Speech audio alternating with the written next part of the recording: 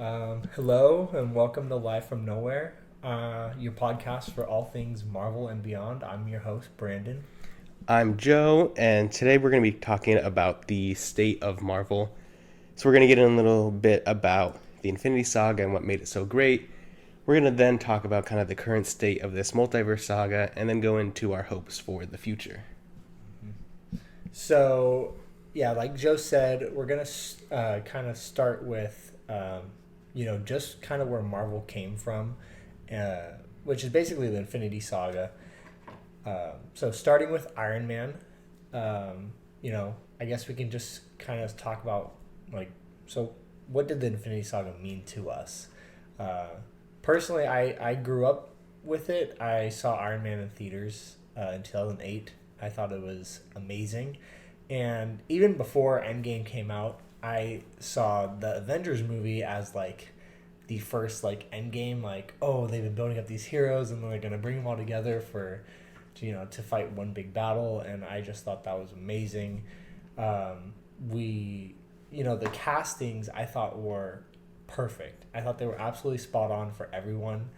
Uh, and I think what really made it so special is it was the first time that a major franchise began to interconnect movies in this kind of way. That's never really been done before. They stood alone as great films on their own, but um, they were beginning to use post-credit scenes, and that's where fans really started to stay after the credits to see the post-credit scenes. But I mean, that's just some initial takeaways for why I think it was so great. Yeah, and I think with the castings, Marvel's Infinity Saga eventually became about, the big three stars with Captain America, Thor, and Iron Man in the two Chris's and Robert Downey Jr., but it didn't start off that way. When they were cast in their roles, they weren't stars that were going to take over the screen.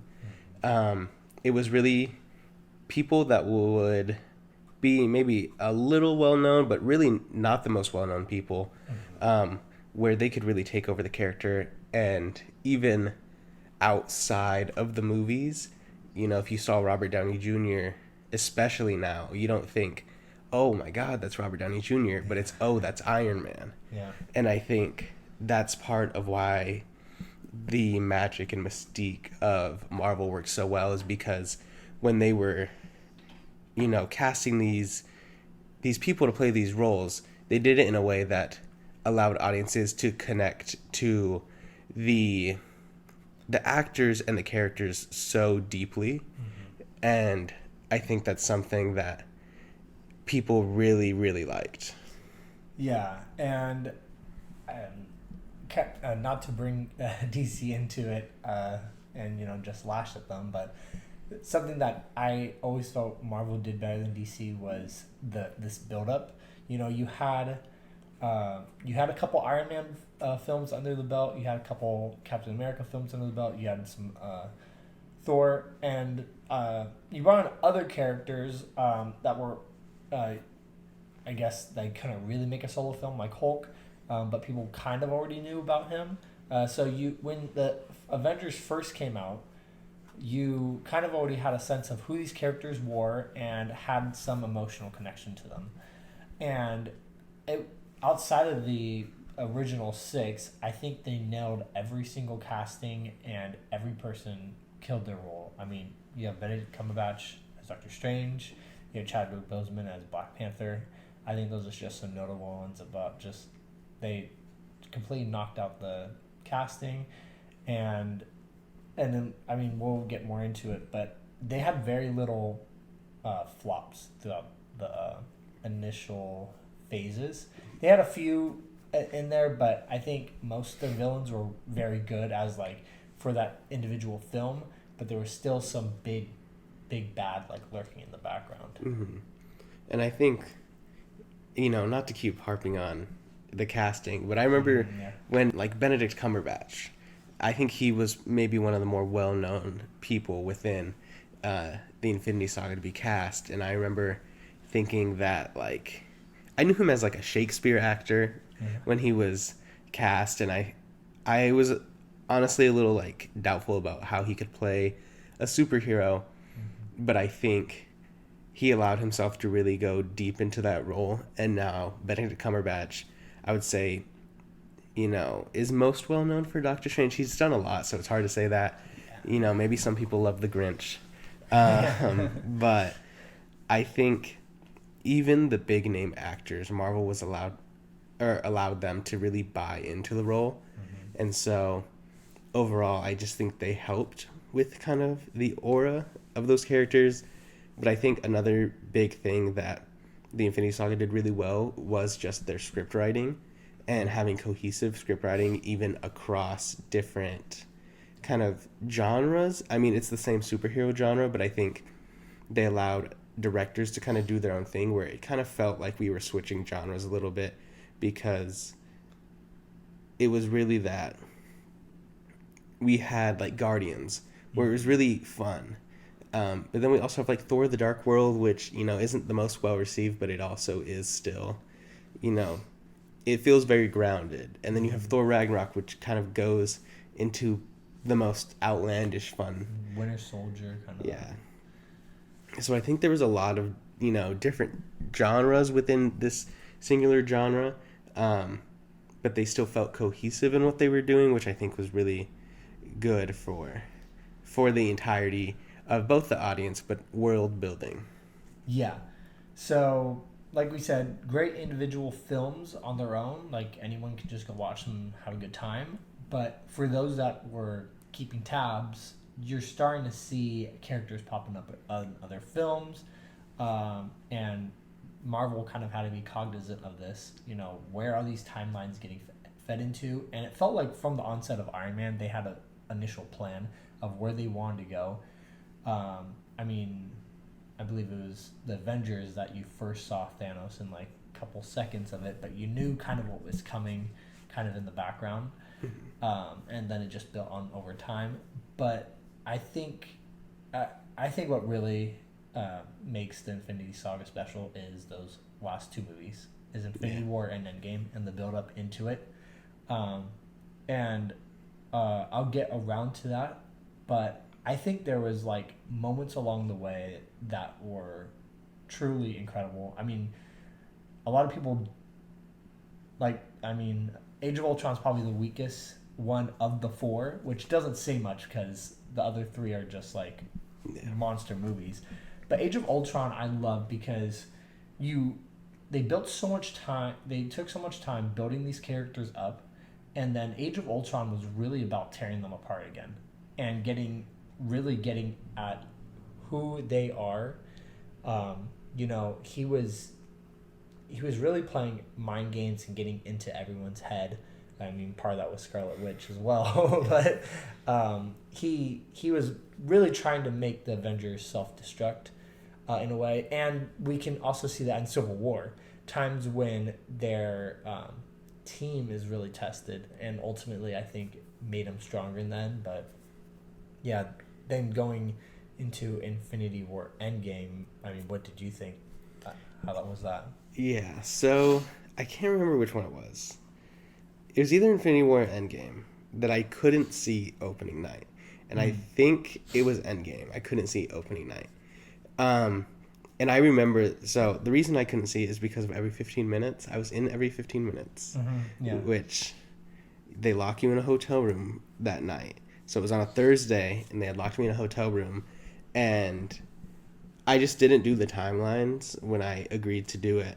So I remember thinking about sneaking out because we were like on a strict curfew, and it was like, we were at the hotel, but they really didn't want us leaving because we were supposed to be like quote unquote dead. But I'd really contemplated sneaking out to go see Endgame. And I didn't end up doing it, but I think the fact that I considered sneaking out kind of speaks to the hold that that first saga has. But for Infinity War, I waited in line for like 4 hours to try to get in to see the movie, and it wasn't like I waited 4 hours to just get a ticket. I had gotten tickets. Mm-hmm. I waited 4 hours just to get into the movie theater, which we had reserved seats for. Yeah. So there's really no reason. It was just kind of like that build up and You that just want to be there. anticipation. And it was kind of cool because we didn't see the first showing. I think we went at like 9. Mm-hmm. So there was like that 7 o'clock showing that was before us. So we saw them coming out, and so we kind of were like, oh, like trying to read people's faces. Yeah. And then we had everybody else. Like, we weren't the only ones. We weren't an anomaly. It was like our whole theater was there. Like, by 2 hours before, the whole theater was there. Yeah. And we were all waiting in the lobby. And so we were all talking about like predictions and stuff. And there was like some exclusive stuff. And it was just like, you would have thought Marvel was hosting a fan event, but it's really just a random showing in a random town on opening night. Mm-hmm. And I think they had such a strong hold.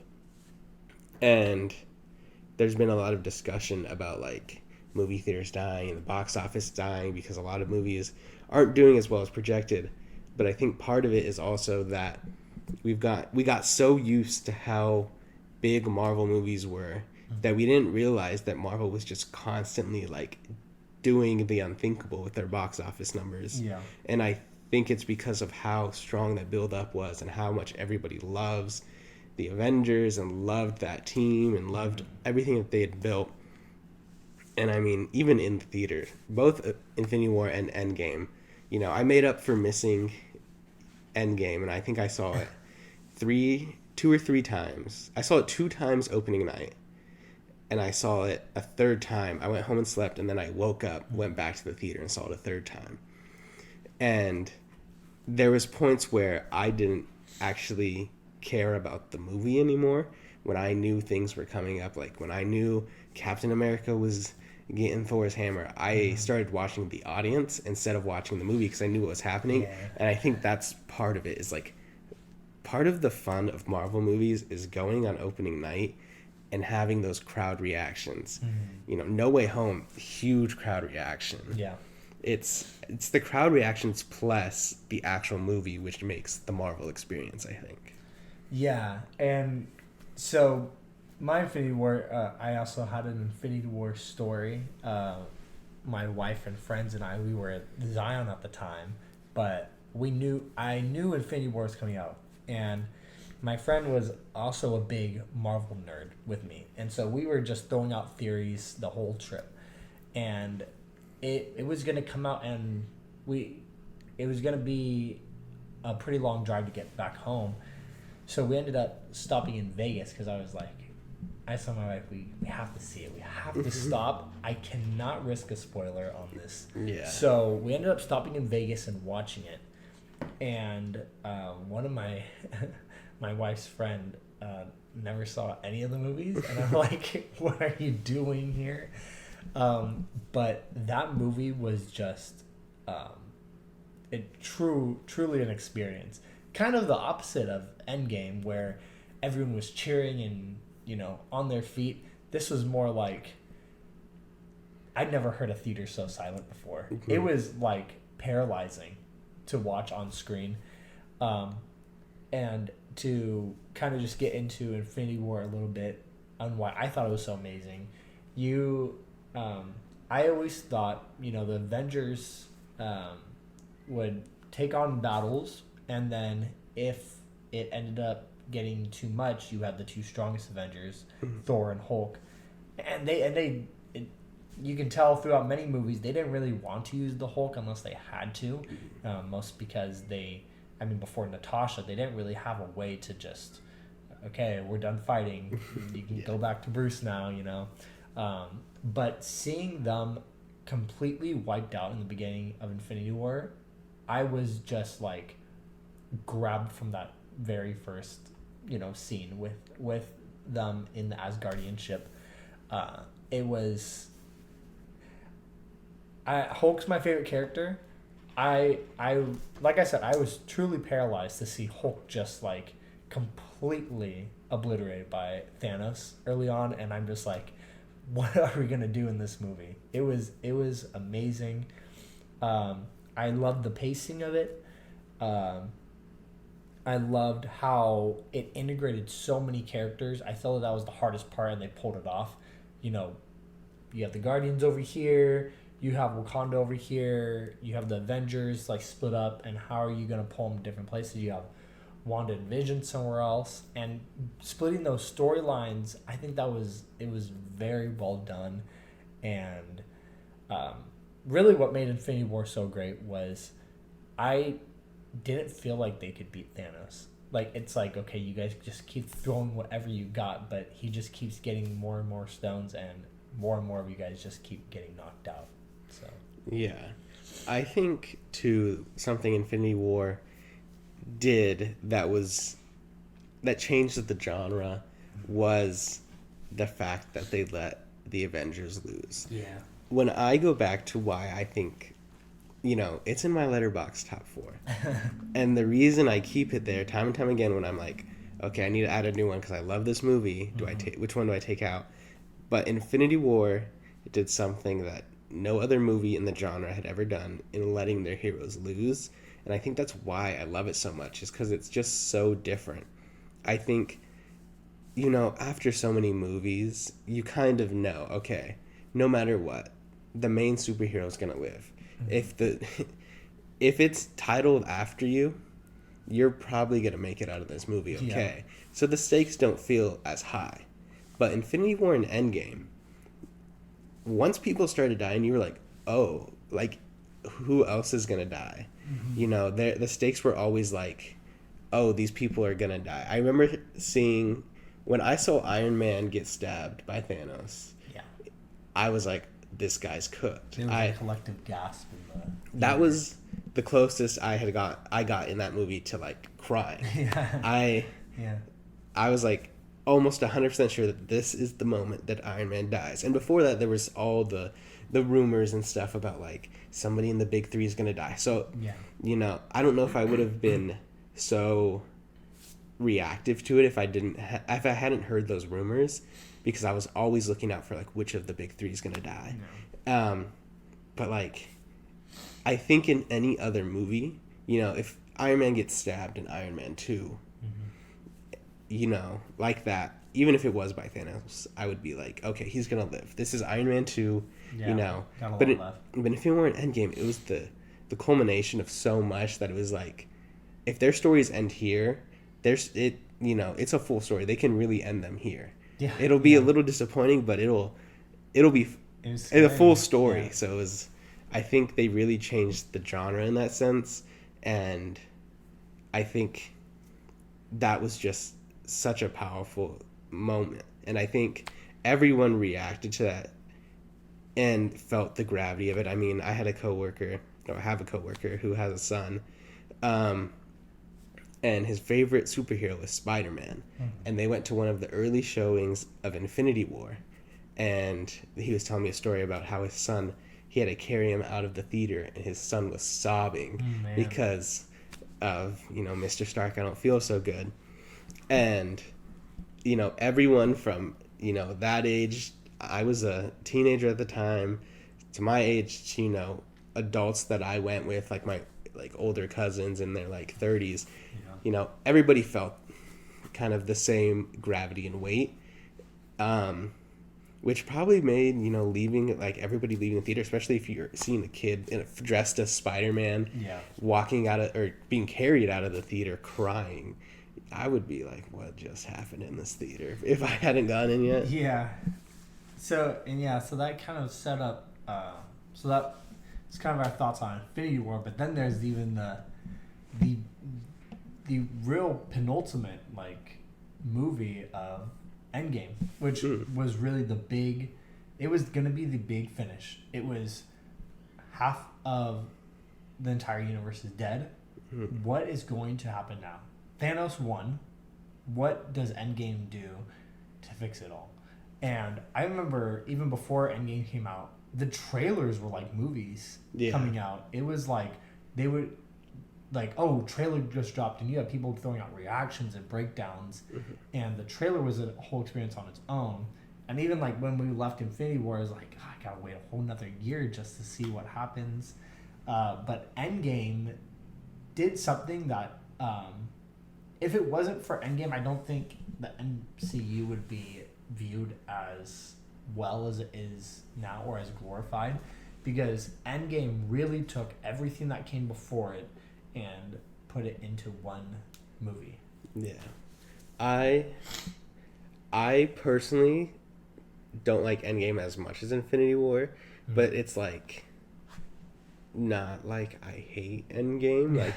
Like if Infinity War is my like 1A movie of all time, Endgame's 1B. Yeah. But I think, I mean, that just goes back to the reason that I really love that the heroes lost. But Endgame itself was, I think, a very powerful movie for like redemption arcs. You had, the Big Lebowski Thor, kind of falling into that depression. I know a lot of people hated that, but I think a lot of people also really liked that Thor became like very vulnerable and stuff. Yeah. But I think you had a lot of redemption arcs. Like with that one, you kind of had, Tony going through a mini redemption arc. You had a lot of like people that we had really grown up with from the start of this cinematic universe going through their own trials and coming back from them in that movie, which it felt like an homage to all of them a little bit. And I think they perfectly decided which characters should live. I know everybody loves to do like a what if the other half survived, but I think from a pure storytelling and like cinematic perspective, if the other half survived, it wouldn't have been as good of a movie, because I think it was like the big three. We had, all our original six and all these people that really helped build the foundation of the MCU and the future phases that we're in the middle of right now there, and trying to kind of bring back all the people that we are now left with after, the events of Endgame. I think that was a really powerful storytelling moment, because it's almost a cinematic way to usher in the new era of having our original work so hard to bring all those people back, and then in the end, we had Captain America going and doing wherever Captain America is right now. We had Iron Man sacrifice. We had all these things where the original six gave everything they can to preserve this new era of Marvel. And I think when you think about it that way, it is a very powerful way to do storytelling. Yeah, that was pretty much what I was thinking about, was the big six. If you look at each one, they were so integral in it, even if they weren't like a snapping the Infinity Gauntlet type like level of importance. Just the sheer the sheer ability to get back up from where they were, to be able to go and fight. You had Thor, who was suffering from some very strong depression, and choosing to go and be, with his team and fight with them. You had Hawkeye come back after losing his family. He was saying, "Don't give me hope. Like, I can't do this again." He came back and did that. And then you have the others going through doing such integral parts of the final act. You have Iron Man, obviously, he does the big snap. You have Cap not only have very iconic moments, but he stood alone against Thanos' army. I mean, these moments that completely either personified who they were, or became the pinnacle of like the end of their arc. Like Tony, very arrogant, very selfish early on, now performing the ultimate sacrifice. You had Cap perfectly personifying who he is. I don't like bullies, I'll stand up even if it's just myself, in the ultimate way. Literally him against Thanos' entire army. You have Hulk showing that he knew he was the only one that could snap the gauntlet at that time, and he was the one that ended up bringing anyone back. So not only were they performing such big, monumental pieces in overcoming Thanos, but just their own personal, um, like demons that they were getting over to fight this greater cause. Yeah. And I think it was just overall, every character felt like they were done with care, and we all cared about the characters. We haven't really talked about it too much, but I think another big plus of the Infinity Saga is their roster of characters, but not every character that they built up is, this big powerhouse character in the Marvel comics. The Guardians of the Galaxy, they get a lot of comic love and public love now because of James Gunn and what he did. Yeah. But when Guardians of the Galaxy was set to come out, Guardians 1, they weren't a big name, they weren't a household name, and the roster that they used in the MCU isn't even really the main Guardians comic roster. Yeah. So they took a lot of risks even with that team, but I think overall they took a lot of risks with some of the characters that they introduced, and I think that the movie benefited from it because then we had this big roster in both Infinity War and Endgame, which one they could kill off and everybody would care about, have those emotional reactions, but also that they had all these different storylines and these different people that they could really rely and lean on and ensure that it wasn't going to be a step down. Yeah. Where like people love the big three, people love the original six, but we need to still be able to focus on other characters without it feeling like, oh, they're doing this because they need to focus on other characters. And I think that was really important and a really good tool that they used. Yeah. So, I mean, kind of just wrapping up the, where Marvel was with the Infinity Saga, for me, it holds a special place in my heart. I thought they did something that no other franchise has even been able to come close to in terms of this 11-year long, basically series of movies that led into one of the greatest movie experiences of all time, if not the greatest. And I think for me, it all boils down to those big payoff moments in Endgame. The Captain America catching Thor's hammer, the snap, those big moments that, my theater was just on their feet for like 10 minutes straight when Cap caught the hammer. It was like roaring, and I wish I could relive it again because it was just electric throughout the entire theater. Everyone had this same idea. Everyone immediately remembered, Age of Ultron when he could barely move it, and Thor kind of summed up what we knew, like the I knew it, and everyone loved seeing Captain America well on Thanos. So yeah, Infinity Saga, very special place in my heart. I'll let you close out a little bit, and then we'll get into kind of where Marvel is today. Yeah, I don't know if there's much more to say. It's I really don't have any complaints about it.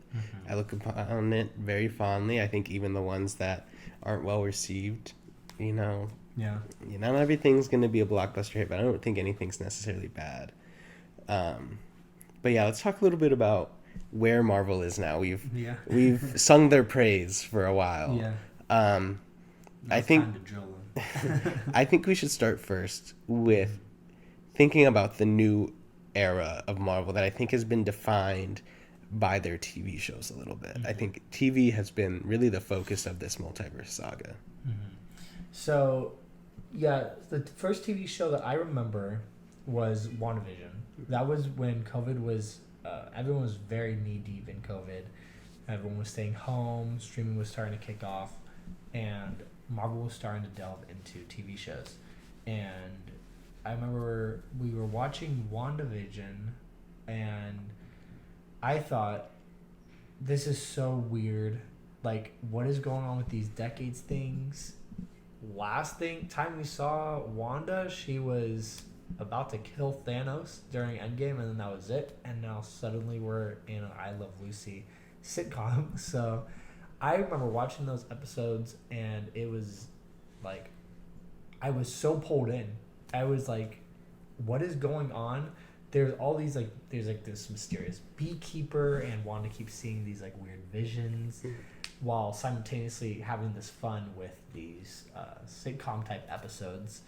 But yeah, WandaVision was just spectacular from me. I thought it was a great way to start, and then they really started to pump them out. Yeah. So, what do you think? Yeah, I think WandaVision still was stuck in, the Marvel Studios mold. WandaVision was a movie that was broken into a show, it feels like. And I think it worked really well for WandaVision. I think WandaVision is still one of the stronger shows that they've had. And I can't say I have a lot of complaints about, the shows overall, as, like film Twitter and all that likes to bag on the Marvel shows a lot. I'm not necessarily on that side. I do admit that they have their faults. But I think WandaVision set a bad precedent because it was the Marvel Universe quality in a show, and that's just not really sustainable, especially with like the numbers that Disney Plus is doing and all that. From just a financial and company standpoint, it wasn't sustainable to do that for a show that wasn't pulling in the same stuff that like a movie would. So when they kept doing that, it then became a problem because you don't make movies the same way you make TV. There's a lot more that you need to do with TV. There's a lot more like side stories and side characters and a lot more development that comes in a TV show that you wouldn't get if you're just making movies and then break them into shows. So that was, I think, the first issue with Marvel Television. The second issue came when they realized the first issue, I feel like. Because they realized that they were spending too much money for too little gain. Yeah. So instead of going in and developing good television on a budget, I think they tried to still keep the Marvel Universe, Marvel Studios quality, but tried to do it on a smaller budget, which then you got moments like She-Hulk CGI not being the greatest. And I'm not a hater of She-Hulk. I actually really like She-Hulk as like a story, and I really like She-Hulk as a character, and I think it's actually not as bad as people online like to say. But the problem is all people are going to see is the CGI and like the trailers and all the CGI, and they're going to tune off of it just immediately. And so it doesn't matter how good stories are if, you're trying to do these big universe, big Marvel Studios films on not the same budget. Yeah. And I think that's one of the biggest issues that they've had. Yeah, and then kind of just going into the shows themselves and what was good, what was, not so great in my opinion. I really liked shows like Falcon and Winter Soldier because I thought that was a perfect okay, you probably don't need a whole. I didn't feel like you needed a whole movie on, Bucky and Falcon, figuring out okay, how do we do this without Cap anymore? Who takes on the shield? And that kind of relationship between the two of them. And kind of just what, Sam Wilson's character, what it was like to be a black man in that world, coming up as Captain America, who was predominantly white before. So I liked that storytelling because it could come off on a side tangent and then come back into a movie like the new Captain America movie that's going to come out. There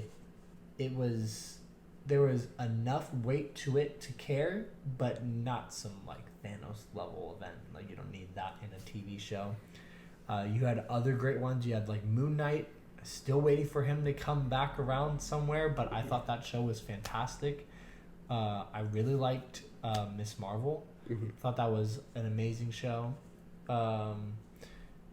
Yeah, and I'm probably missing so many, but yeah, they had a lot of great shows, but I think the issue came down, it was too much. I think they were starting to get stretched really thin, and it was getting tough to pull in TV shows, um, because you'll start to be like, okay, this person's over here, why isn't this person showing up? Like you're starting to get a lot of characters in many places, but not a whole lot of integration to other stories. Yeah, and I think it was too much, but still too little, if that makes sense. You know, they were doing too many shows and doing too little within the shows. I think, you know, a good standard for their shows would just to be longer. I think, you know, the 6 to 8 episode range is fine, but it leaves a lot to be desired. I think thinking about like Secret War, or not Secret Wars, the Secret Invasion. That was, you know, arguably it should be, you know, a movie anyways, but if you weren't going to do a movie, I think you just had to do a longer series because there was so much left on the table for Secret Invasion. You had, you know, the espionage of it, which they tapped into a little bit, but you didn't really get any of the public paranoia that would come, and I think they really could have turned it into a thriller like that if they leaned into that, where, you know, the public is starting to push back against just everybody because nobody knows who is who. You could do something as small as like somebody going to a restaurant, and they like on the news is news about the scrolls, and they just everybody in the restaurant turns on one another because everyone thinks someone else is a scroll. Yeah. It's little things like that were missing, and I think you could start there, but you also have, you know, the big buildup of like who in the government's doing this. You would have conflict starting over this, and we still didn't get a lot about the Avengers aspect of it. One of the big things I think about the Secret Invasion comic storyline is that the Avengers also turned on one another because they didn't know who was who. And I think one of the big reveals that you had in the comic storyline is that Spider-Woman was a Skrull, and you didn't really get that at all, and you didn't really get this big, large-scale invasion in the same way that the comic storyline went into it.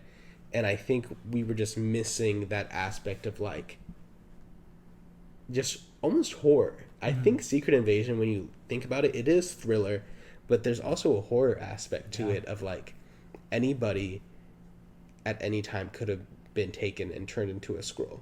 Like theoretically, if this was real life, you could go into the other room and you could be questioning whether, you know, your mom, dad, your wife, even your kid, like, are they a Skrull? Did they get taken?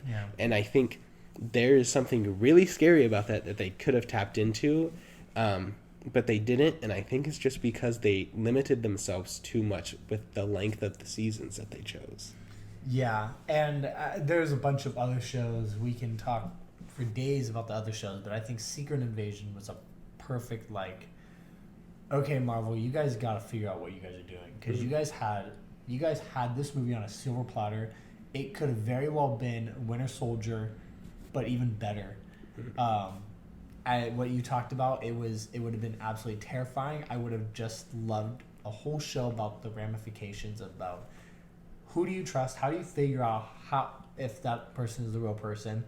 You know, I felt like they did it many times throughout the show. It was like, where are the Avengers? Why don't they just take care of this? And there's always some reason. It's because they don't have enough budget to bring this big name in. But yeah, I think it could have been amazing. I didn't think they needed to bring any real superpowers into it. I didn't think they ultimately made it like a Cold War for the Avengers' blood and powers. I thought the whole Gaia plot was awful. I hate that they just gave her every power of every character and then she just flew away, and now what are you going to do, go back and get rid of that? Or you're going to have to integrate her somehow, and it's like, why do you need the Avengers? Just go get Gaia, I guess. I didn't like how they did that and made it about the Avengers' blood at the Battle of Endgame, and just getting it to make themselves supercharged. I just wish they focused on, like you said, that espionage aspect. Um, really they gotta figure out what they want to do with these movies. We don't. I feel like they did that just so they can have a big CGA fight scene at the end, which we don't always need. Yeah. I think, too, with Secret Invasion, it made me eat my words because I was trying to make other people eat their words. Yeah. You know, I love the first episode. The first episode of Secret Invasion, I tweeted out immediately after I watched it that everyone who was hating on it and all this stuff was going to have to apologize and admit that they were wrong. Yeah. And then in the end, I was wrong. And I think was in denial of that because there was a long time. I don't think I really admitted it until near the end of the season because I wanted it to get good so I wasn't wrong. Yeah.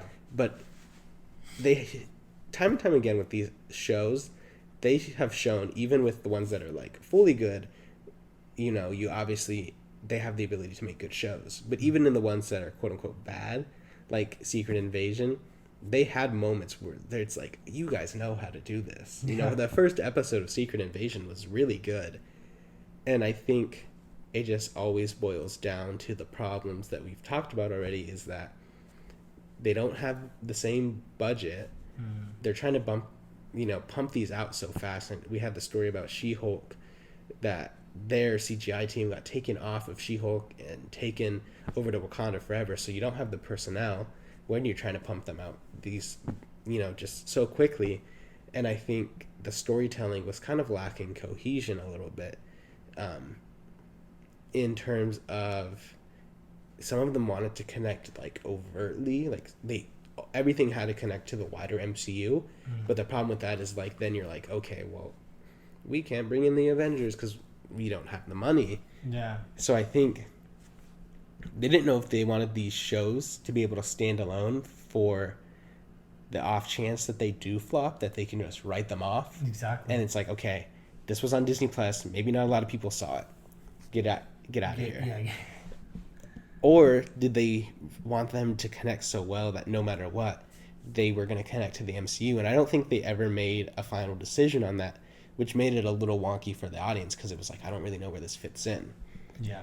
And they did some innovative stuff on Disney Plus too, with like special presentations and spotlights that I think worked well. But I think they never made a full decision on what they wanted the Disney Plus realm to be. And I think they're trying to, rectify that. But I think that was part of the problem. So we've talked a lot about the shows. I think the movies also have suffered a little bit in the post, Infinity Saga. Yeah, and just to add one little note on what you said, there was one show that went beyond just one of the other shows where it's like, okay, we're going to throw this out. Do people love it? If so, cool, we'll throw you in an actual feature film. If not, we're going to kind of like slowly dissolve you. And that was Loki. Loki ended up going beyond its show. It had 2 seasons, 2 fantastic seasons, and ended up being so integral. It almost feels like a foundational piece of going forward with the MCU, which none of the other shows did. So I just wanted to add that. I think Loki is proof that you can do these shows and become super integral, almost foundational to the greater MCU. Yeah, Loki's going to span across, entire Infinity Saga with our introduction to Kang, if they're still doing that. Yeah. But also just in like minor ways with the TVA being in Deadpool and Wolverine. So Loki's up there. Yeah, and so what you said, we had the TV shows, but they were still pumping out movies at the same time, and it seemed you definitely felt like uneasy because it felt like Marvel was uneasy with what to do. You had Far From Home, which is the first movie. I think it was the first movie post Endgame, right? I believe. Was that Black Widow? No, I think it was Far From Home, then Black Widow. Okay, I may be mixing up my brain. I think that's right. So Far From Home was the first one to seriously be almost like an epilogue of like, what does this world look like with no Tony Stark? Avengers are kind of like dissolved at the moment. You still have other superheroes scattered around, but you don't have that sense of like, okay, let's just call them the Avengers. So I loved seeing those kinds of movies have their own storyline and villain with like Mysterio, but also you saw hints of like lack of security across the globe with post Endgame, dealing with the blip and everyone coming back and what that was like. I like seeing stuff like that. And then you had new characters getting introduced, which I thought a lot of them were really good. I loved Shang-Chi. I thought that was a great movie, great character. I thought it set up other aspects of the MCU that we haven't really explored yet, like different dimensions or pocket dimensions. Eternals coming in, setting up a more celestial platform. I loved the team. I loved the actors and actresses that they brought on. And then you had continuation films, which were kind of more of Marvel's easier films to go. It's like, okay, even if everything else doesn't work, we know that these ones will come in. They knew Wakanda Forever was going to be great. Even if Chadwick Boseman was still alive, I think because of the success of the original, but because he passed away, it was, this curiosity with what are they going to do with Black Panther now? You knew James Gunn was going to kill Guardians 3. I didn't know he was going to kill that much because Guardians 3 was fantastic. And then you had what I would call like a mini Endgame event with No Way Home, which was pure childhood nostalgia, just getting blasted out of a cannon, and once again it was like, oh, are they gonna show up? And they actually did. And so that was kind of just like what they were doing well, and then we'll kind of get into the not so good, why people feel like Marvel's not hitting the same as Infinity Saga. But yeah, what do you think they were doing well?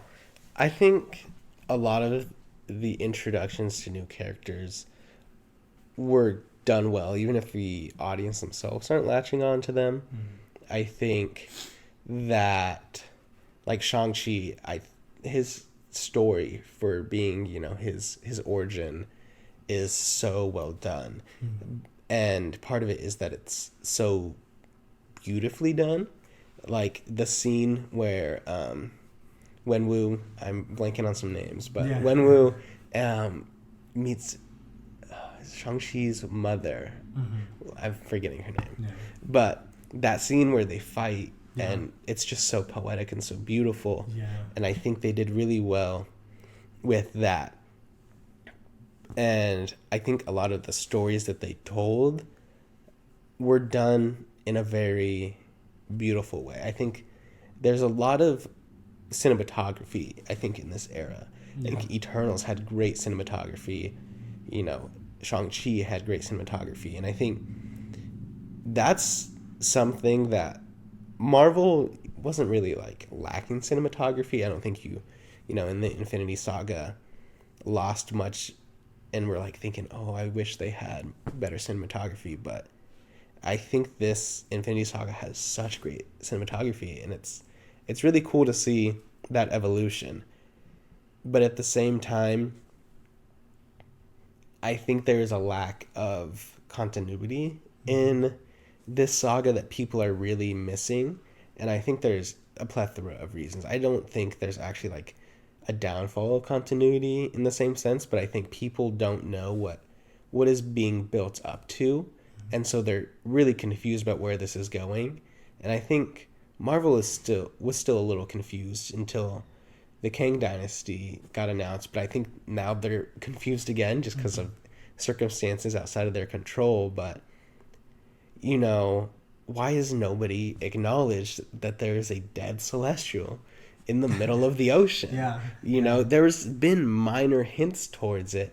But, if that happened, it would be a big story. Maybe they're just so used to strange things happening on Earth now. Yeah, it's just oh yeah, I get what you're saying. That would be such a huge story and huge moment. And, I have some hopes for what they could do with it. I think, that could become a good Genosha. Yeah. But until then, like, why is nobody talks about it? Yeah, I get what you're saying.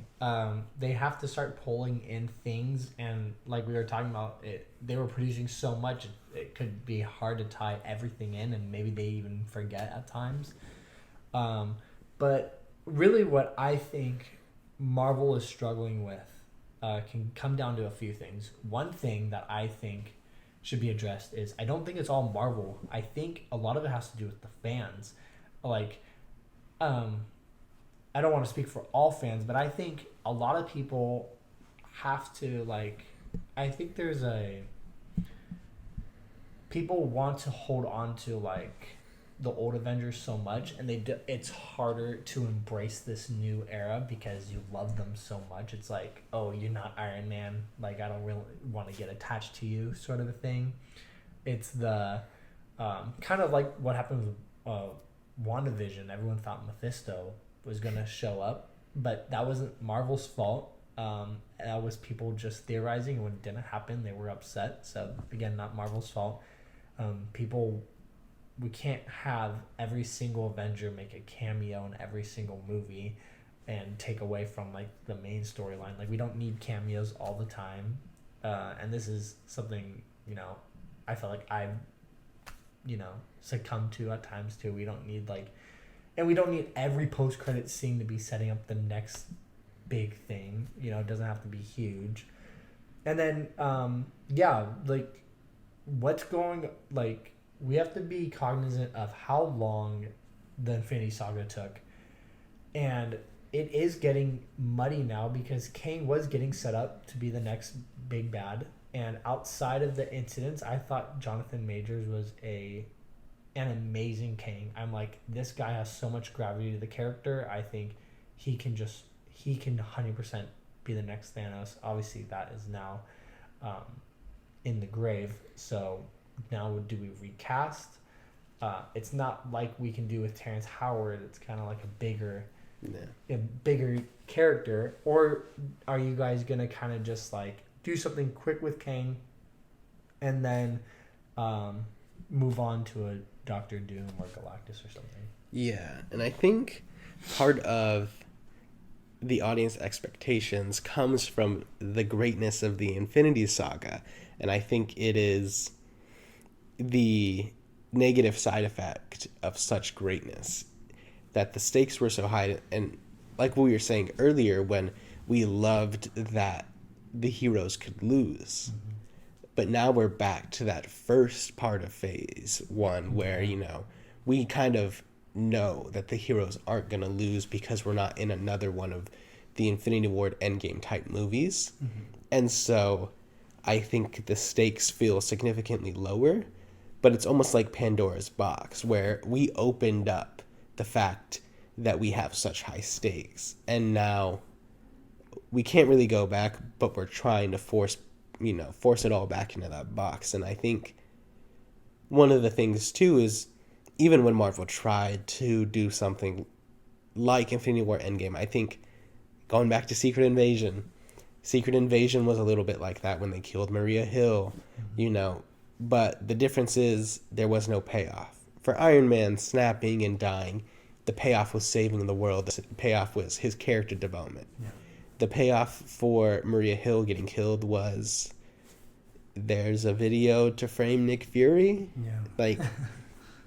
There's not these huge payoffs to these things anymore, but I think audiences not only expect them to be done, but they expect them to have the same payoff, which is going to be difficult with these new characters until we develop them more, and be difficult when it's just frankly it's not the same story. And I think people view this as the end of the Infinity Saga is what the quality of all the movies should be, but we're really in phase one all over again.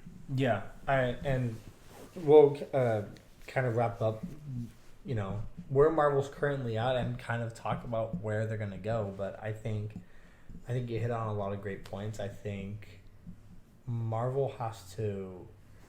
It's been a roller coaster ride for Marvel for sure, but they have to, and this will kind of lead into going into the future, they've already begun to self-reflect and see we got to slow it down and focus more on these concrete characters. Um, I don't think they're necessarily doing anything wrong. I do think us as fans gotta kind of collectively gotta, okay, we're back at the beginning. We need to let this slow build up happen, and Marvel's got some things to figure out on their own as well, like who's gonna be the next Thanos in a sense. But yeah, I think they got some good things going, but their future is out of the water, honestly. I think we can just usher right into, the future. I agree. I think Marvel's taken a self-reflective look and has decided to do things a little differently. I think the pressure is on, not in the sense that like Marvel's really dying. I think people like to say Marvel is dying. I think one of the movies that people love to hate on that's recent is the Marvels. But if you throw the Marvels in this year of movies, it would be a top 5 grossing film this year. Yeah. And that's with some of the movies that people love, like Dune. And so people love to, talk about how Marvel's dying, but they're still dominating the box office. And I would be willing to bet that Deadpool, out of all other movies that are coming out this year, Deadpool and Wolverine is going to have the closest chance to dominate the box office and hold on to number 1 throughout the entire year, the entire rest of the year. Yeah. Yeah, I think people just love to kind of overblow the Marvel fatigue of it all. But I think Marvel's really taken a self-reflective look, and they know they're not dying, but they know they need to make changes. Yeah. My biggest fear is they got scared and they're like, we don't know which characters to throw out now post Endgame. We don't know who will stick. Let's bring back some nostalgic characters that people will love no matter what. So No Way Home was a great movie. Even if it was an average film, I think many Marvel fans would have praised it because they had their childhood Spider-Man come back in, and they just love that nostalgic factor. And I think it's sort of happening again, but I'm hopeful that it's not. You're bringing Hugh Jackman back as Wolverine, and who knows who else you will be bringing back from the X-Men. But they can't keep doing this forever. We can't have Hugh Jackman be now the Wolverine for the next decade for us. So I'm hoping that it's a transitional period of we will say goodbye to our original X-Men, in which I do hope they bring most of them back from the original franchise. But then I hope they usher in a new period. Because you're gonna start running out of nostalgic characters eventually. You're running out of teams and people before the MCU started. Fantastic Four is a little bit different because it's a whole new thing. There was the Fantastic Four movies that I grew up with that I loved. There was the one in the mid 2010s, which was not as amazing. So they tried to do this before, and this is MCU's first stab at it, and I think they got great casting so far, and I think they could really have a home run with this. Even for me, though, now, I don't know. It's not like the Infinity Saga. I can't see where they're going necessarily, but they got bright spots.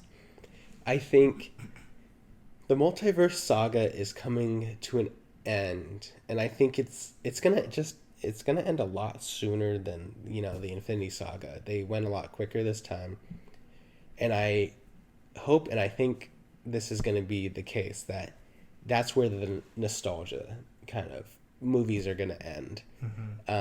You had the fan service of John Krasinski, you had the Spider-Man, Patrick Stewart, you had these nostalgia characters, and I think we're going to eventually be able to put Wolverine in that category because I don't think that Marvel's going to stick with Hugh Jackman as their Wolverine.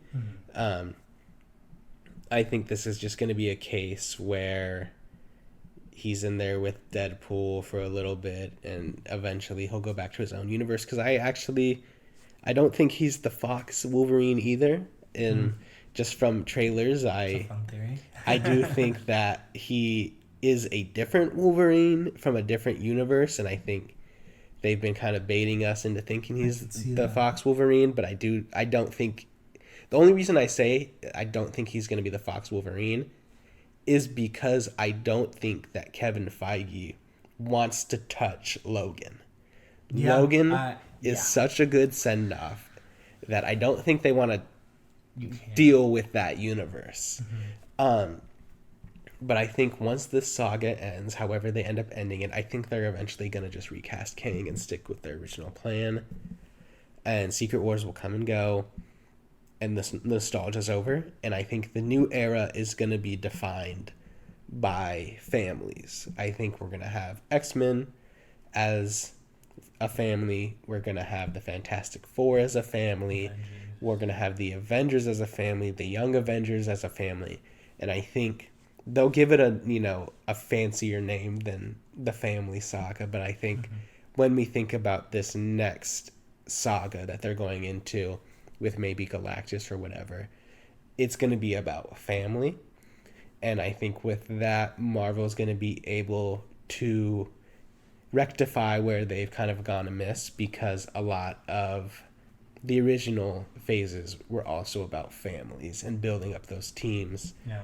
And I'm hopeful for that. I do hope they keep the X-Men out of Secret Wars. I think leave them for the next saga. Don't really let them live in X-Men 97 until you're ready to bring them into a post-multiverse saga.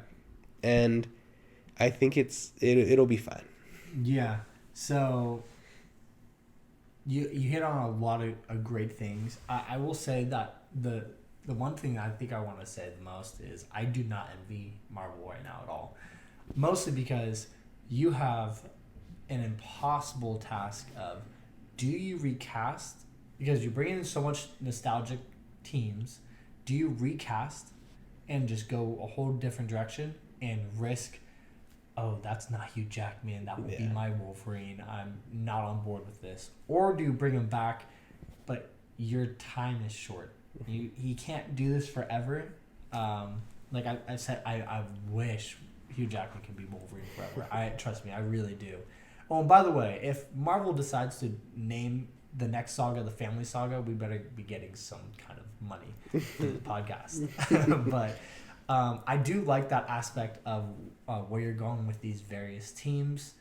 I think they got a lot of good stuff going. I'm excited to see the X-Men and Fantastic Four integrated. I completely grew up with both franchises.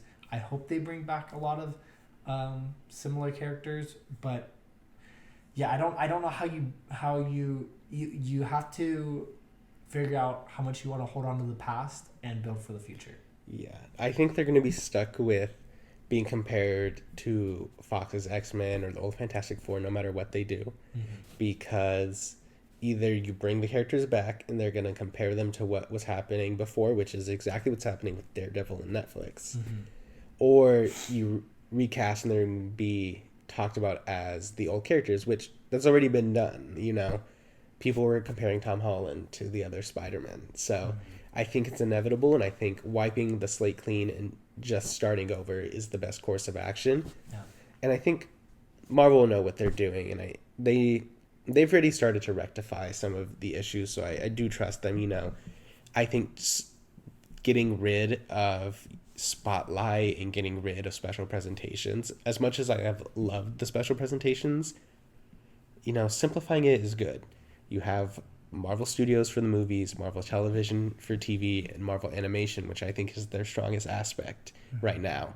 For animation, you're reducing the amount of content you're putting out, and you kind of have a set amount now. You have a certain amount of movies and a certain amount of shows that are coming out, and it seems like with Daredevil, they're giving Daredevil a lot of episodes, and I think if they do that with other shows, then their television's gonna, a lot of the issues aren't gonna be there. So I think they've taken the steps to rectify a lot of what they've done. It's going to take a little bit to see that, because I think some of the things that we're going to see coming out, we are going to want to judge them against what they said, but we also have to remember that these were made in advance. So like Ironheart is probably still going to be made under this old kind of mindset. So, but once we start seeing those effects, I think everything will be right in the world again for all these Marvel fans who have turned on them. Yeah. So I think that kind of wraps up this first episode. We have so much more to talk about. I mean, we haven't talked. We could everything that we talked about. We could probably make an hour-long episode about. The hottest thing right now is X-Men 97. So I know we're gonna be getting into that. Next time. So that'll be super exciting to talk about. Yeah. Well, thanks for watching. Yeah. Thank you guys. Peace.